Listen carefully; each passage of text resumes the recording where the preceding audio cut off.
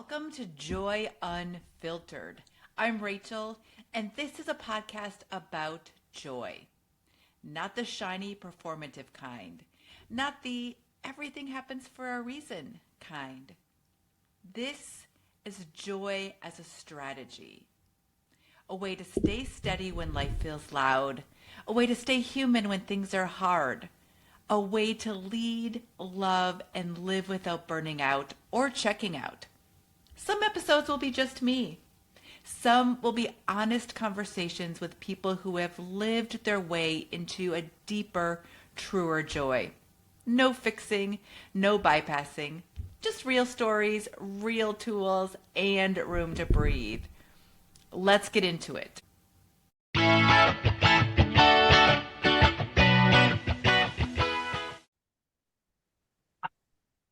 Well, welcome back to Joy Unfiltered. It's Rachel, your host, and I am so excited about this really important conversation that we're going to have today.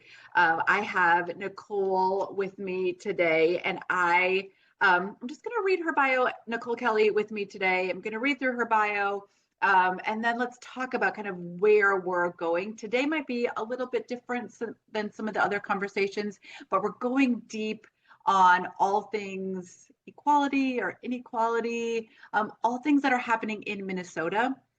Nicole and I are both from Minnesota. So this is deeply personal and deeply important to both of us. So I'm going to have her give you a bit more context, but just let me introduce her just a little bit. Nicole describes herself as a multi-ethnic woman born and raised in Minneapolis, where racial inequality is not abstract, but deeply personal. So living through moments of upheaval here, alongside navigating significant personal adversity, has strengthened her commitment to equity, healing, and meaningful systematic change. She's here to listen, contribute thoughtfully, and stay accountable to the work. So professionally, she has spent over 18 years in corporate finance, bringing analytical thinking and strategic leadership to complex challenges. Outside of work, she likes live music, sporting events, time with family and friends. She volunteers as a reading partner for a student learning English, an experience that continually reinforces the power of access and encouragement. So, Nicole, I'm so glad that you are here. And like I said, I think this is a timely, but also it's just always a necessary conversation. It just happens to be timely since we are at the end of February 2026. So yeah, I'm going to turn it over to you just for a little bit to give us a little more context. Maybe we were talking before the podcast started, a little bit about your family history, might give listeners a little more insight into who you are, at least ground the conversation before we delve into some deep topics that I hope are useful. I know they'll be useful for me, but useful for everyone as well. Yeah, thank you so much. I appreciate the platform. Like I said, I'm born and raised in Minneapolis, grew up here. This is all I've known. My father also grew up here. My mom also grew up in Minnesota in St. Louis Park, so not far. My father is Black, and he has some Irish and Native in him as well. And then my mother is white. And so I kind of feel like I've kind of had a very holistic picture in my household of different viewpoints and different races, different backgrounds, different classes, all of the things, and it really formed and shaped who I was. I love this city. I love being from here. As anybody that is from Minnesota can tell you, there's a lot of boomerang happening. You come back, you always end up winding back. I'm still friends with all my friends from kindergarten. We have conversations when you meet people. It's kind of like, where'd you go to high school? That's that connection point. We always want to, build a connection. My neighbors I know them very well. My next door neighbor went to the same high school I went to 30 years prior, but like we sit there and talk like as if that's our own, so secret society sort of. So I love to be here. I'm passionate about my home, but I'm also passionate because I kind of grew up in a household. I like to say that the civil unrest sort of happened in my household before it happened in the streets. And that's all I know is kind of that clash and that misunderstanding is what I was raised with. So so I have a lot to kind of contribute to that conversation. Yeah, and I appreciate that. And one of the things, Nicole, that you had said even before we started is that hopefully this conversation today, one, gives people permission to maybe ask hard questions, to Yeah. even ask questions, because I think sometimes that can be challenging and it can be hard. I grew up in a very white family, but and in a very white high school even, and it sometimes can be hard to know you don't want to ask a stupid question. You don't want to offend anybody, but yet I think it's important just to be open and honest and transparent about where you are and how you want to help, perhaps. So I think you and I probably had somewhat different experiences, but yet call Minnesota deeply home. I'm one of the boomerang people. I tried to move to California for a little bit. I moved to Texas for a little bit, and I keep coming back because there's something about here. But I also see well, clearly it's hard not to see the struggle, but see the struggle, feel the struggle, and oftentimes feel like, what else can I do? And I think one of the things that I have found is just even having conversation about what is happening, the facts, and then talking about it, and then kind of going from there, but just opening the door to saying, yeah, things are not okay. Things are Mm-hmm. not okay. And I can still love Minnesota and still say that we need to fix things or Yeah. change things or do something. Right. I think you're right. To your point, opening up the conversation with people that have different viewpoints. I mean, I think I am pretty blessed with a lot of people around me that have. So yeah, so it's really important for people to have the conversation. It's uncomfortable, but I have been really blessed to have people around me that think like me. But it's really important to have people that don't think like you and to foster good, healthy conversations. Also, people with different experiences. Mm-hmm. So, we view the world on lenses from our experiences. I mean, after, obviously when we're born and we're raised, it's our parents' experiences. So for me, I got completely two different lenses. My father raised me as a parent should raise you to prepare you for the world, but it was a world viewed from his lens. And then my mother did the same. And that was a clashing lens. So I got both of these things. And then as an adult, I had to make up for my own what that meant. And so I spent, my 20s and 30s kind of understanding what does this mean? And wait a minute, I didn't experience this, but then I did have some racist experiences, and by and large, I look racially ambiguous, especially in the dead of winter in Minnesota. People aren't sure, so I can be a part of conversations that are offensive when they don't realize they're offending because I'm not in that group, or they stick me in a box. So anyway, either way, I had to kind of go through work and figuring out what that meant for me, how I can have conversations where they actually have a positive outcome, or at least an outcome that's not, that's not deeply negative. And then, and I think that we all have ownership in that. We all have ownership in saying, I need to have these conversations. I need to start talking to more people. I need to start learning. Maybe you can learn something you didn't know. Maybe you are part of an ally and you have conversations with someone that is an opposing opinions that are harmful to groups. And you just say, that doesn't resonate with my heart. Things that simple can have long lasting impact. Right. So take us, I don't know if this is correct, but in my perception, I feel like there was a before George Floyd and an after George Floyd, only in the sense of it was this smack in the face. And I don't want to talk about him as that was just an event. He was a real person, but a smack in the face, like awakening for many people in Minnesota, maybe in the world, but I can only just speak because I was here then. Many people in Minnesota, it was kind of this awakening that we have to have these conversations. We can no longer ignore these things. So for me, that it feels like there was a demarcation there. So take us back kind of before that. What were the conversations that you were having or experiences that you had that maybe shaped now how you experienced the last experience and help other people experience the last, 7 years? That was 6 years ago, 7 years. Yeah, so I really appreciate this question, actually. So at that time with the murder of George Floyd, I was living 9 blocks from where he was murdered. And so I went through the whole gamut of, the flash booms and the helicopters and the war zone.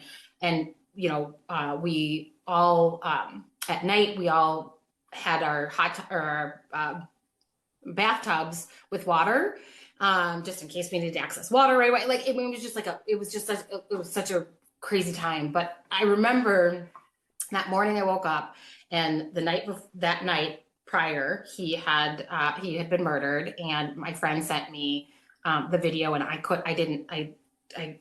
it was too much to see, but I saw my dad's face in his face in a sense that I was like, oh, this is why he was so fearful. And it really changed for me everything he did made more sense. Everything he said, everything he taught me, the way he moved through life made more sense to me.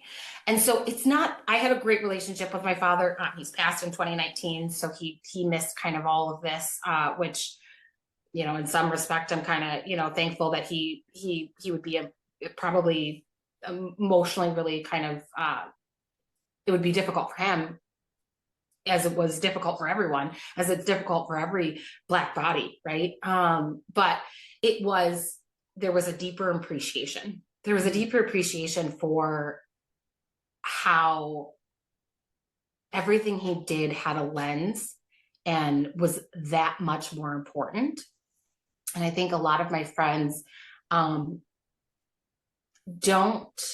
have deeper conversations. Mm-hmm, mm-hmm. It's a surface level. Well, I'm not racist, or I'm not this, or I'm not, it's just a very, well, I've already done checklist. I've gotten to this point. And I think that there's a layer of depth that's just not there. And I think that that's how I have conversations, and it's really tough.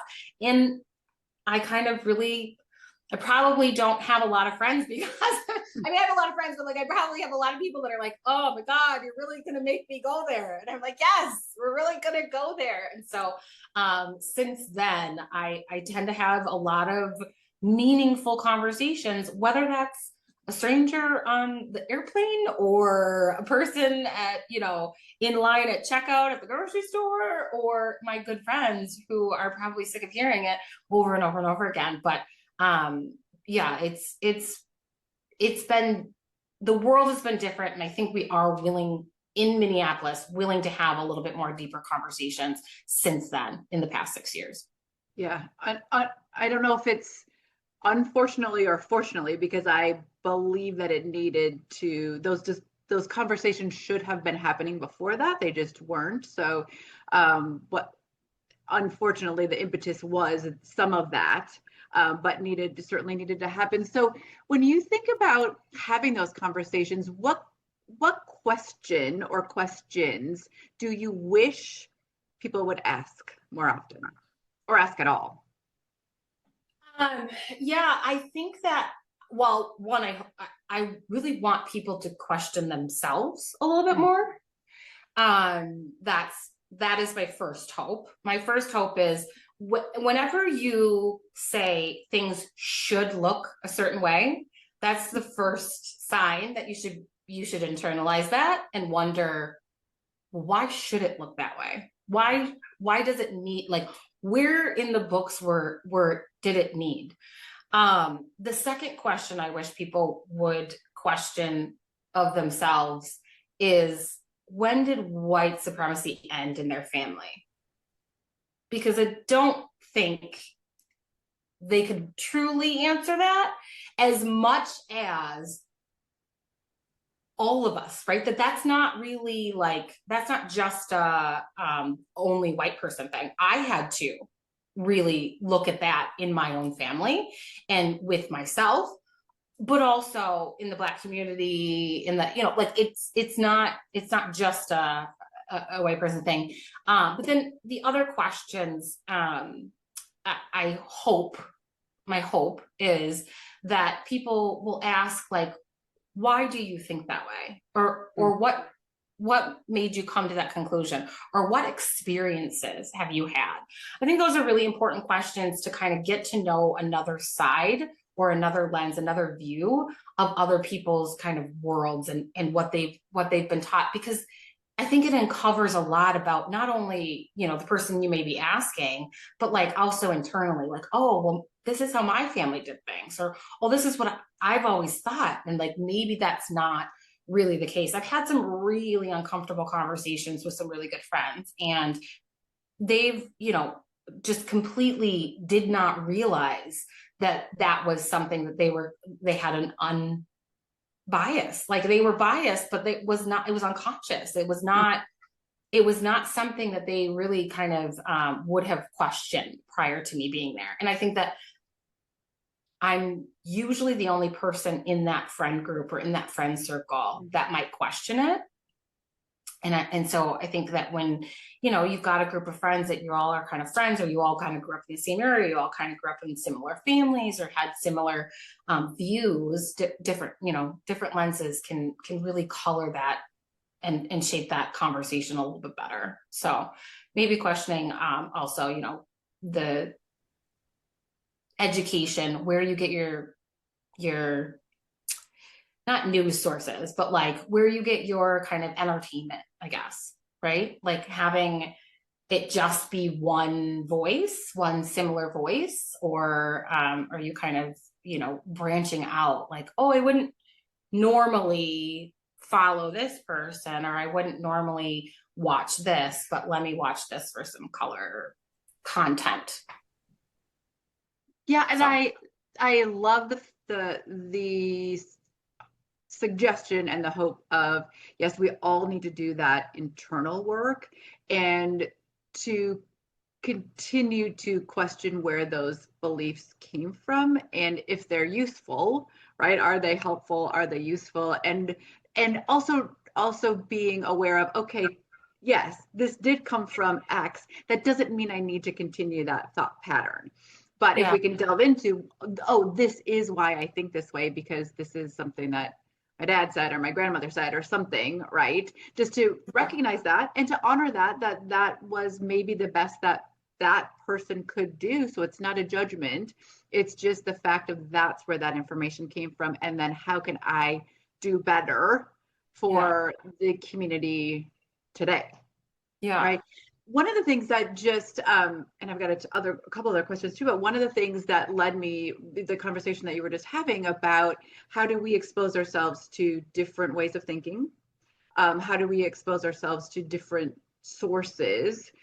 And intellectually, I'm like, yeah, totally understand. I completely think that I need to get my information from different places because I want to be the person to filter, because I hate that the news is filtered regardless of what station you listen to or where you go.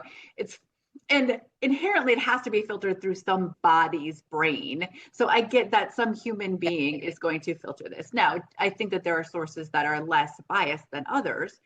right. And I've tried in the past to, either find those less biased sources or to listen to both sides personally. And it's really, I sometimes really struggle with that because sometimes when I listen to things that don't come from my bias, my Mm-hmm. immediate thing is they're lying. And sometimes they actually are. So sometimes it's like Yeah, frustrating to listen. And so figuring totally. out how to both listen, dissect and figure out where the truth is, but also try to listen to where that's coming from. I don't know. And I think that it's gotten worse Yeah. And so I struggle with, I personally struggle with Totally. that. I think like, so for context, my mother was very conservative. My dad was very, liberal, and I don't even know if I would call him liberal. He just like, he was just, kind of, he saw the world in a lens of, we need to be kinder to people, right? And so when I say that, it's like, my mother being conservative, there was a lack of education, right? And so if I got frustrated, there was no cohesive conversation. There was no common ground. There was no, and I think and certainly, obviously, we're all at varying points of that. But I think that the best conversation I had was, okay, I hear you want to be safe, but the way you want to be safe is not the way I think that we should be. You know what I mean? And it was like, okay, if this is what you want and this is what you're thinking, this is not the way to do it. And so I think it just kind of guides conversations in, and obviously, I don't really listen. I don't listen to Fox News more than I listen to CNN. I don't, like, I don't do that. It's just a, like, snippet of, like, this is, let me try to filter out and see what is it that you're really trying to say here. Because I think there's levels of racism. Doesn't look like racism looked like in 1950 or 1940 or 1920. The thought of, my father was born the year prior to Adolf Hitler committing, you know, uh, dying. And then he was 24 when Martin Luther King was killed. So that is pretty recent. But because no one lived during slave times, my mother believed kind of racism didn't exist, and it just has taken new forms, and it just looks different now. And so I think that, understanding that some people aren't just blatantly racist. Now there are, but that most of those conversations of people not recognizing their own racism, that's important. That's important to kind of highlight. It's important to think, and it's important to, like, get up to the surface so that we can kind of clean that up. Like, it's not going to, if we cover it up and if we don't talk about it, if we bury it from our friends or our family members, or grandma and grandpa are too old, so of course they can't learn anything new. That's not true. Like, everybody can learn something, whether they want to or not. You probably are a little bit more stubborn to it or resistant to it, but it doesn't mean you can't learn. It doesn't mean you can't do that. It doesn't mean you can't have those conversations. It doesn't mean you can't have backlash of saying, that's not acceptable. I mean, I know a lot of biracial or, multi-ethnic children that have kind of just swept things under the rug with their own parents or grandparents or aunts and uncles, or stuff like that. And I think that it's just important to not hide behind those conversations and say, okay, let me try to understand, what are you trying to get at here? And if we're trying to get to the same goal but we have different ideas of where that goal is, then we need to, like, actually drive down saying, this is not the way we achieve this goal. Yeah, and I think, and again, I will just personally say sometimes I struggle with that, because there are times in my life, and I know, as a white woman in Minnesota, the privilege that I carry, that I don't have to have the conversation all the time. I can walk out of the room and not have the conversation. I recognize my privilege, although there are times that I'm like, I am just tired. Like, I get, personally, my own mental health, and just, I don't want to try to convince someone else to be nice. Like, I don't know if I'm ever going to convince them to be nice, so it's easier for me at Thanksgiving dinner just to leave the conversation and go into a different room. Now, that's probably not the most responsible thing for me to do, but how do we as individuals balance our own mental health with knowing what our responsibility is to creating better community and better society? Yeah, I think it's situational, right? There are some days where you are in the mindset where you just can't, right? You just can't do it. And I totally think that you should honor that, right? Like knowing when your limits are, especially with bad days or, particularly things that have been in the, news, and you can't do it that day. That's understandable. Know yourself in that moment. But I think there's also just really simple things that you can say to people.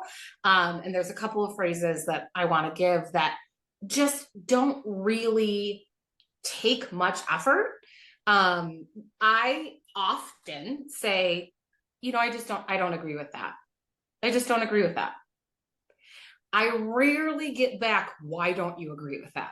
It's rare. It's rare for me to get someone that says, oh, wait a minute, why don't you agree with that? Like, it's usually an ending conversation because they don't actually want, more times than not, they don't actually want to, have that dialogue. They don't actually want to know what your viewpoint is. They just want to try and strong arm the point. So just knowing baseline, I don't agree with that. That's not that, I don't align with that. That's not something that, I agree with. That's not something in my heart.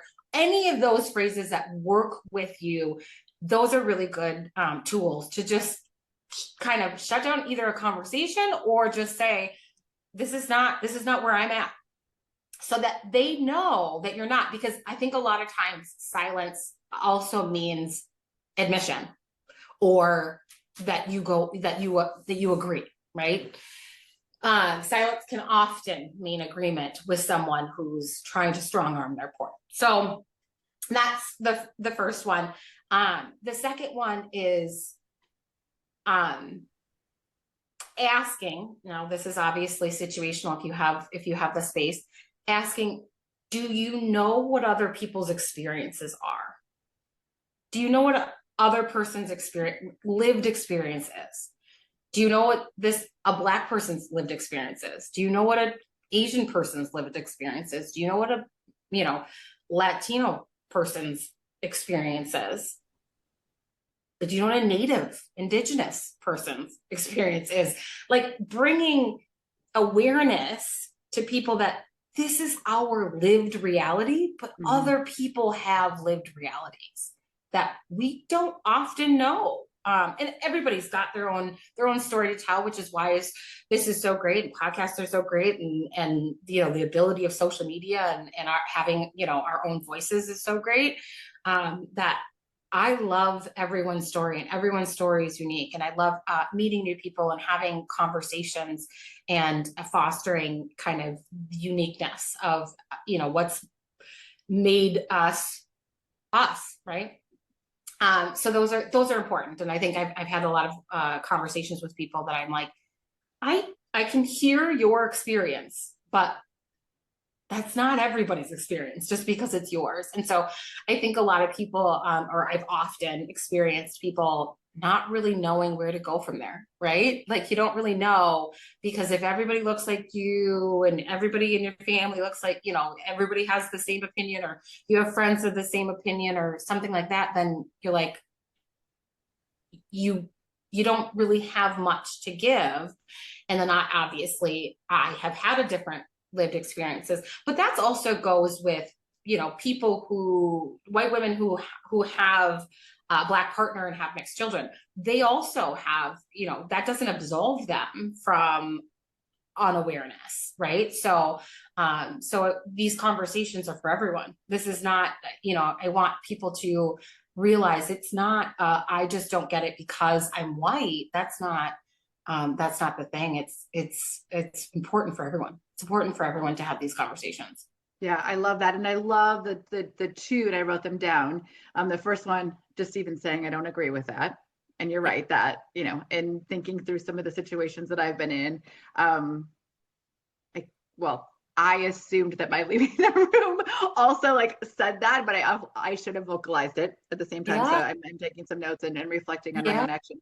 And I think the second thing, asking and learning about people's lived experience. And I had two things coming from that.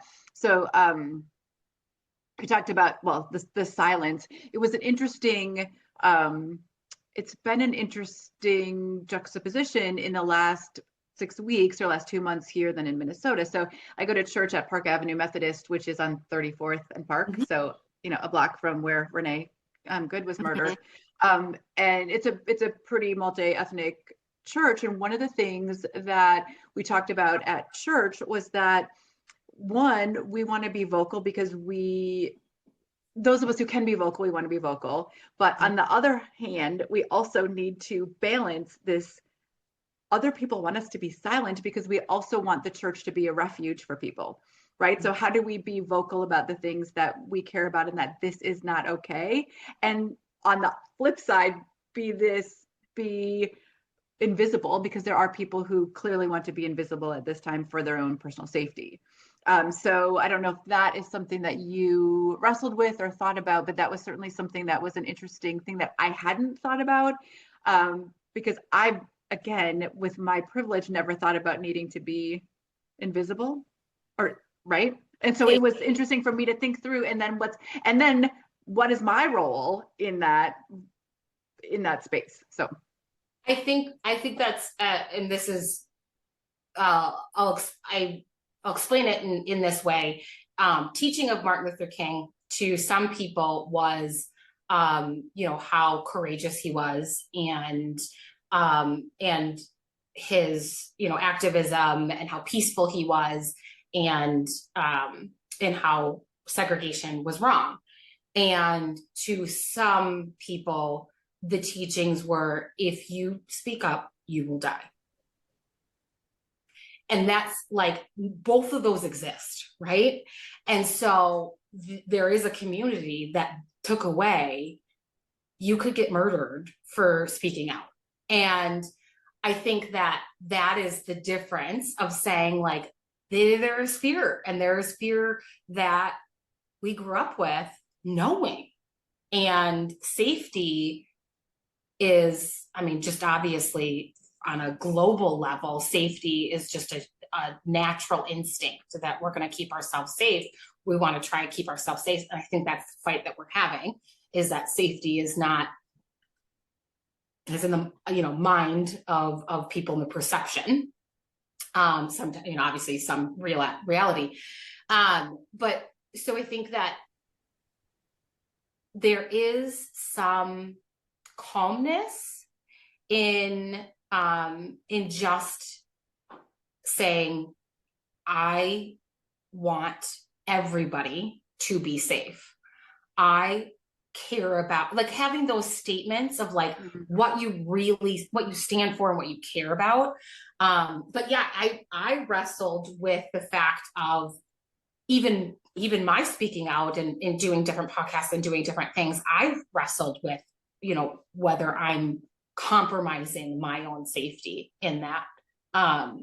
But that's the world we live in. So I think it's a really heavy question. I haven't really had any true answers, but it is definitely something that needs to be talked about safety, because I think that there's one side that thinks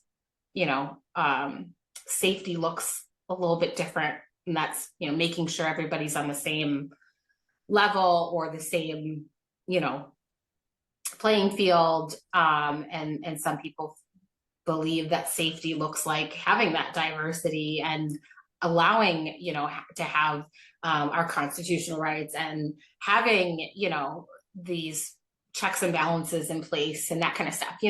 So we're even not even having a fluid safety conversation with everybody, right? And everybody has their different levels of risk. And so I think for me, I grew up going to that church. I actually grew up with my neighbor was the pastor in 1980. Awesome. 86 or something like that. So my neighbor and his wife, they were pastors, and they were from, like, England or something like that. It was a very interesting time. There's been a lot of iterations there at that church, but yeah. But I've grown up there and gone to different functions there, and it is a very beloved church in the heart of our city, and it's great, and it is a refuge, and it I think right now is taking a page from the people that feel the most unsafe. Mm-hmm. when you're in a community, you kind of just, you take, and it's no different than in a family, right? If one person is grieving and whatever they're doing, you kind of say, all right, where are you at with the grief? And let me support that. So then you're on that same page. Yeah. That's all. Yeah, it's certainly, and even in the last, it's been interesting, even in the last 6 weeks, the energy, the sadness, sometimes still the celebration, this balance of all the things that a church needs to be for all of the members. And, certainly what a challenging time. And there's not a senior pastor there right now. So the church as a collective community is coming together. So it's kind of a beautiful thing to both be a part of and to witness at the same time how that particular church community stands up for being and living in the community, not shying away from the fact that it's in the community. It's been interesting. So, and in a good way, but great. I didn't obviously the church has been standing and has kind of, had multiple different pastors, but I have not been to that church in a good 20 years, but it's nice to see that it's still, standing with its community. Oh, absolutely. 100%. So that's been interesting. So one of the questions that I have, and again, wrestling with is that, and I wrestle even asking the question, and I'll explain why, is that as an ally, wanting to know what to do. And I even wrestle with asking the question because I think, well, that then puts the responsibility on someone else to figure out what I should be doing or what I can be doing. So, so I asked the question and then, and so I'm just going to put it out there and I'll stop talking for a second. Yeah, no, I understand. And I've been asked this multiple times. And so you're not the only person. It is, that is true. And right. It is true that it puts the responsibility, but,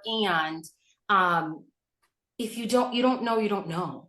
And I asked because I care as well. So I would just ask, and I would just as I would, and this isn't to assuage my own guilt, but I would ask any other friend, what do you need from me right now? It's asked in that vein. But again, knowing that you don't ask somebody, what do you need when their spouse just dies? You just do things, right? You don't ask somebody in the depths of grief. 100%, but I don't think we're there yet. Right? Like once you've kind of gone through grief enough, or once you've done enough work, then you'll be like, oh, now I know what to do, or now I know how to do this, or now I can pass this down so the next generation could do that. And I think that's where that question is yes, and, where it's like, yes, asking is a lot and it puts a burden on, but it also is, if you don't know if we're not there yet, where we haven't fostered enough conversations or we haven't established enough a relationship, we have to rebuild trust, especially in this community. Like our obviously community to community members, we've been doing really great, but there's still not a lot of trust within racial communities, right? The Hispanic community or the Latin community doesn't trust, as much as, the Black community doesn't trust the white community. The white community doesn't trust. Like we have to establish trust, and trust takes time to rebuild. But these conversations are so important. Like I think people don't recognize the level of importance conversations have. And that's with community members, with with coworkers. I have stood up for a lot of people that don't feel like they can speak out in a workplace. And for me, it's integrity and values, my morals and my ethics. Those are so solid that I am not worried about getting fired.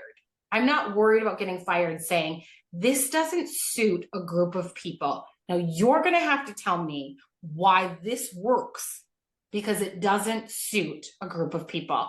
And so I kind of have given, this is a previous job, I gave pushback on how they wanted to promote people, and you had to go through this whole length, and I had to go through this big thing of why that didn't work for the Black community in my corporation, and I was the only one, and it followed on deaf ears, and I was not giving up, and then George Floyd happened, and they dismantled that portion of it, and so it was kind of like, I've been saying this for years, okay, but whenever we're there, and I've got to just, you still move forward. You still have to move forward. So, having the conversations with people that it might be uncomfortable, right? And I think the conversations aren't tell me what you want me to know, or tell me what I don't know. I think the conversations are when you question yourself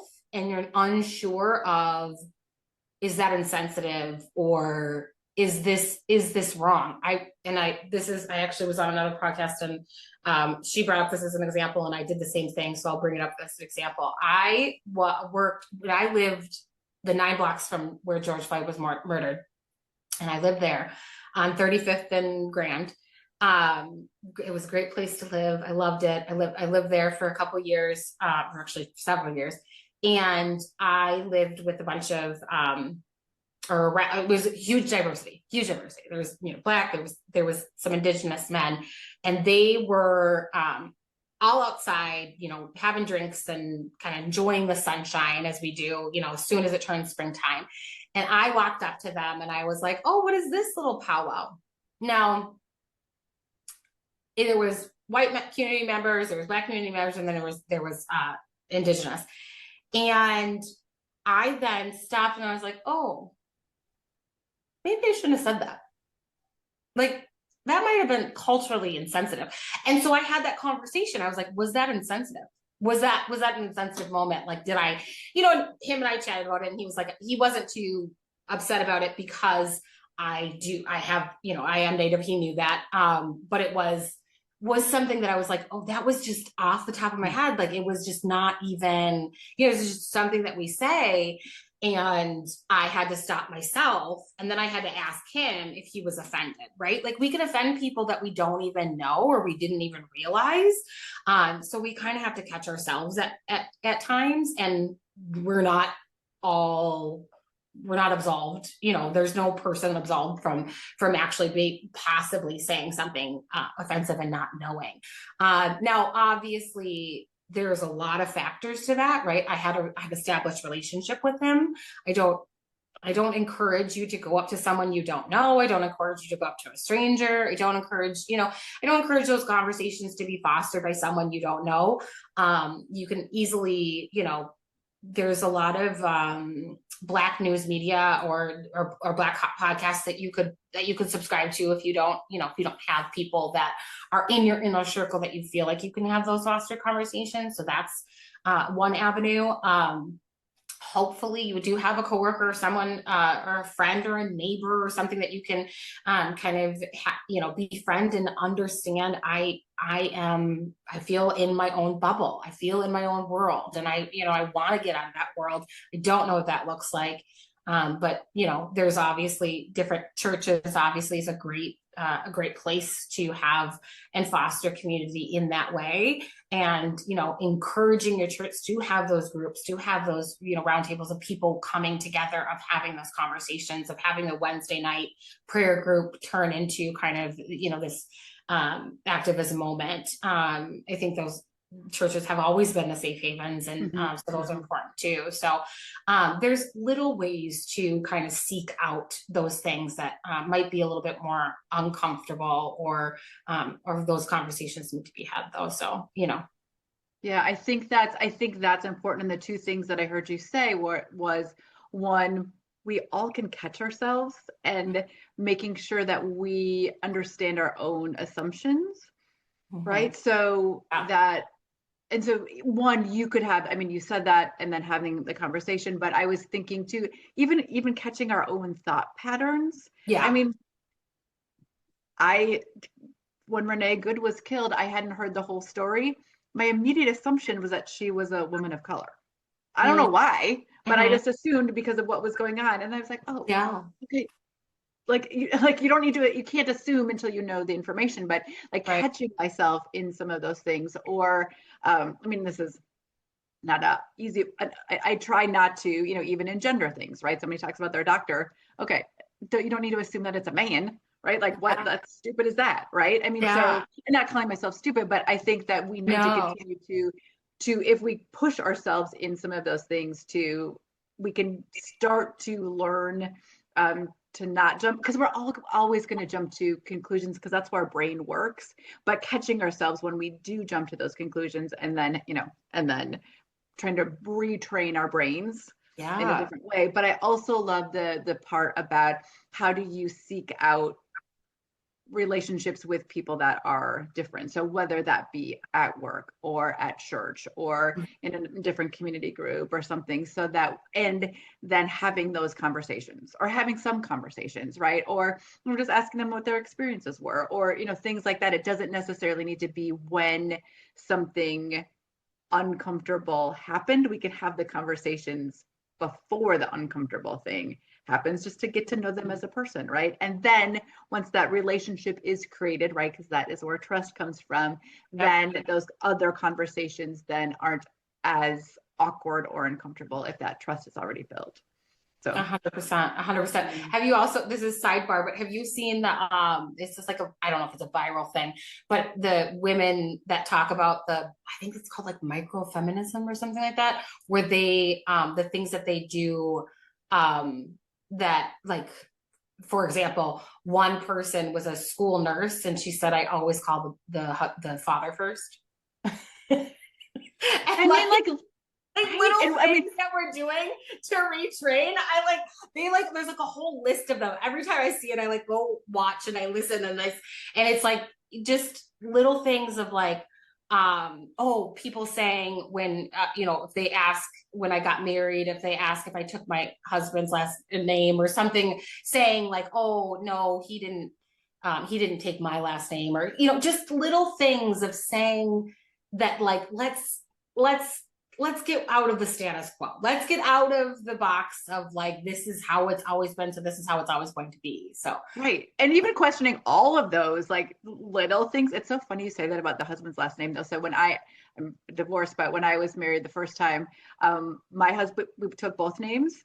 And afterwards, well, because I said I'm just gonna take both of our names. And then he said, well, I'm gonna do that too. And this was in the 90s. This was in 1997. But then get this, and I bless him dearly. He's still a very good person. We just weren't supposed to be married. right.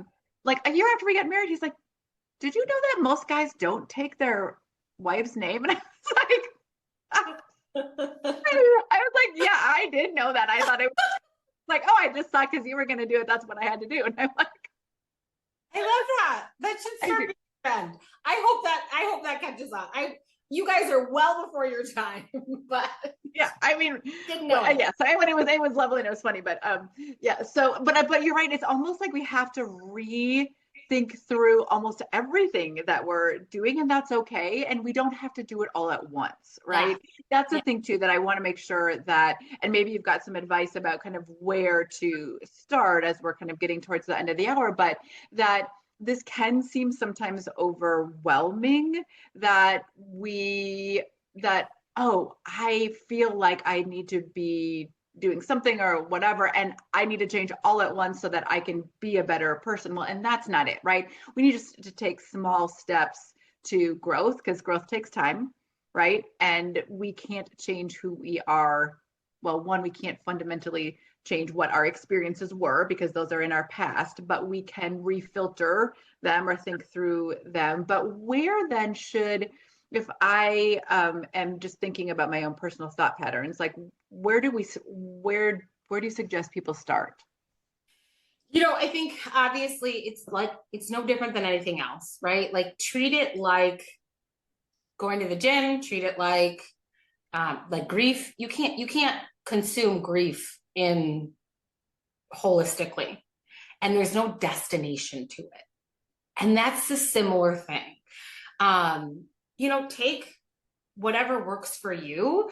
But my suggestions are taking bits of time, either each day or each week, right? An hour a week, 15 minutes a day, and going outside the box, whether that's listening to a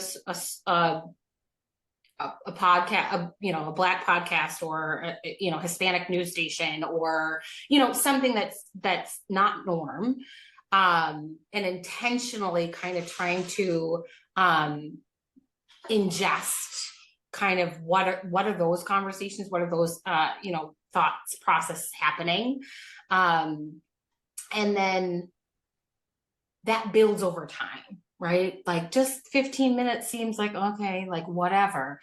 But, after the end of the week, or after the, end of the month, or after the end of the year, you've now built up this base of, oh, this is what they said on this, or this is how they think of this, or, those types of things.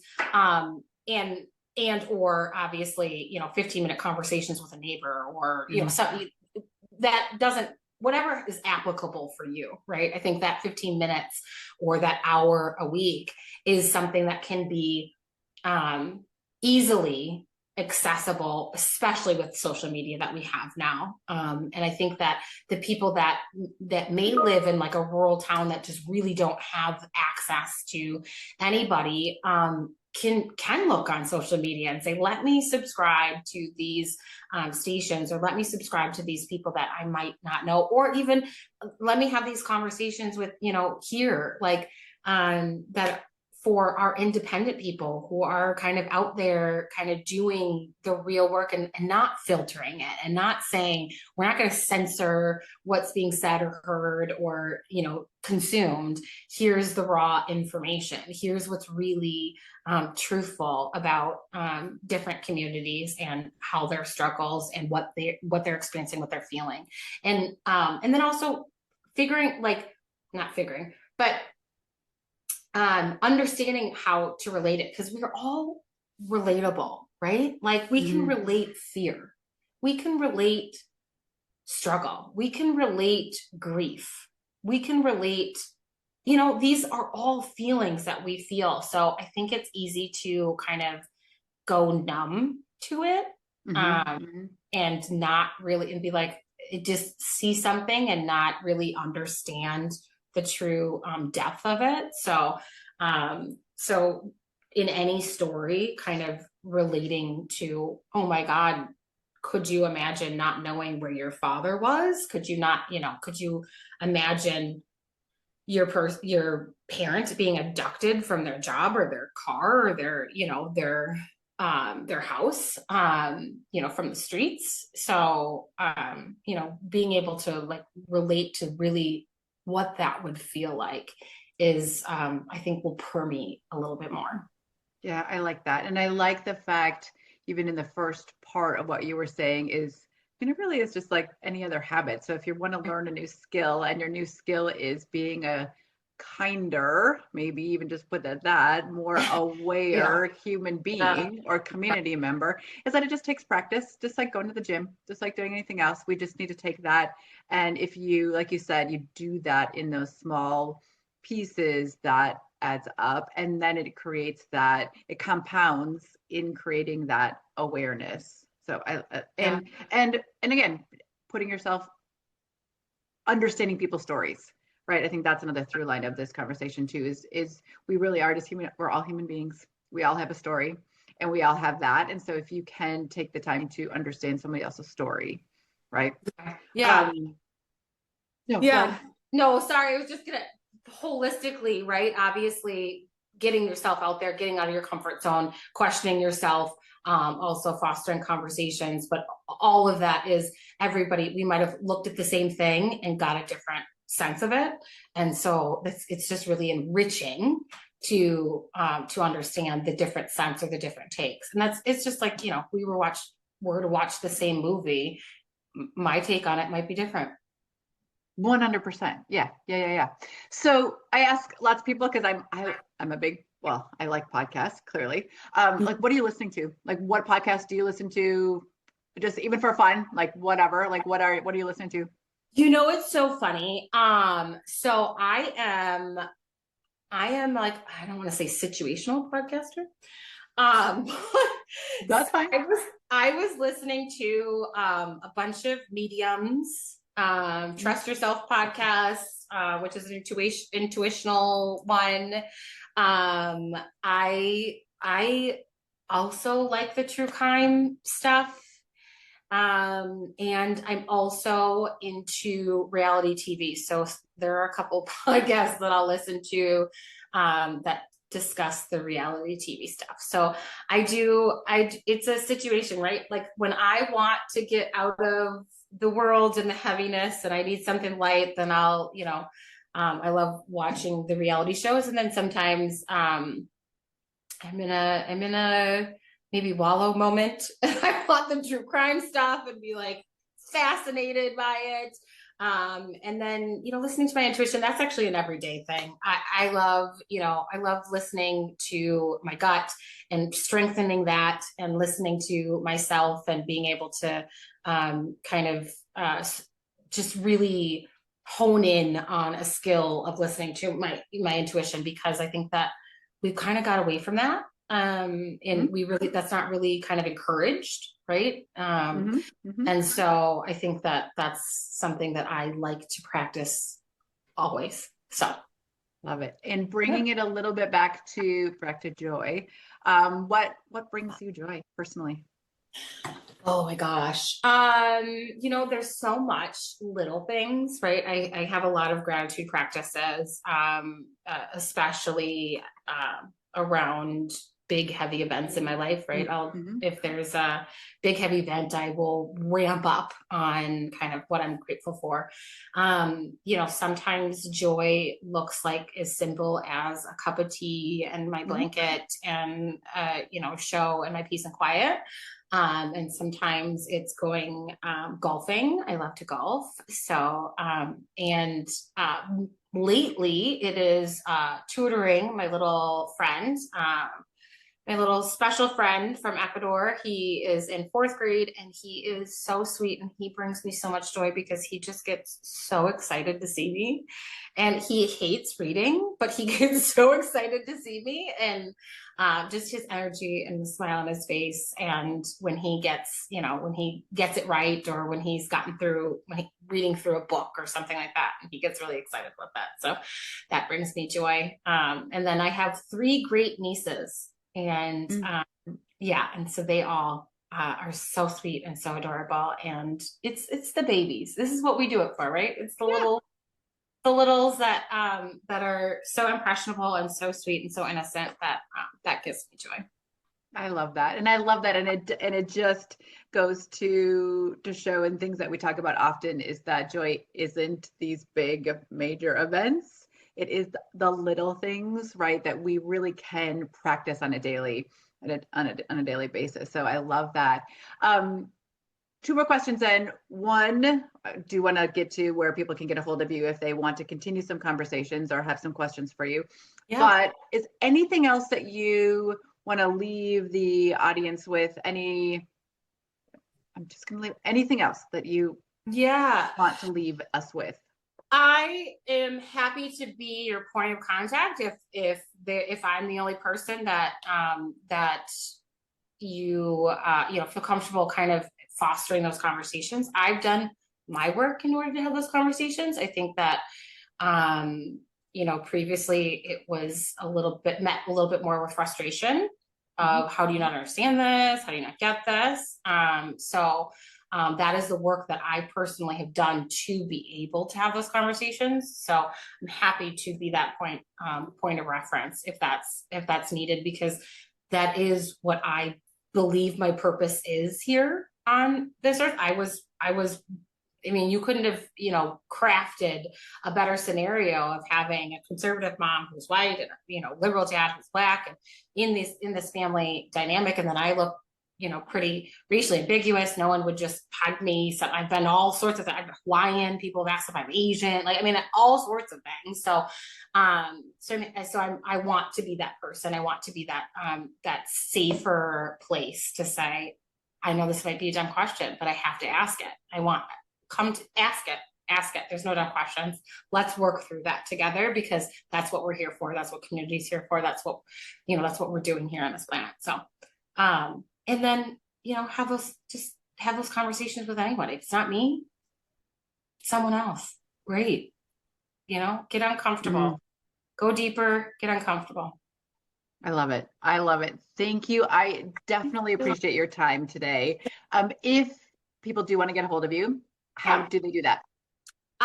Mostly Instagram. My handle is respectably mixed. And you can, find me on Instagram. There's some links. I can send you the link if that's yeah. thing. And I am on Facebook as well, not as much, but my Facebook is Nicole Minneapolis Strong. So you'll see my face on there as well. So either Facebook or Instagram, that's where I'm at. And I put out reels and conversations. There's other links to other conversations and podcasts that I've had as well. So reach out to me, DM me. I'm happy to kind of continue to foster the conversation. I appreciate the platform. Yeah, absolutely. And thank you again. Thank you for your time. Thank you for your wisdom. Thank you for just being you and being on here today. And for the listeners, thank you again for listening to another episode of Joy Unfiltered. And remember, Rachel from Enjoy, I am celebrating you today and every day. So have fun, live well, enjoy.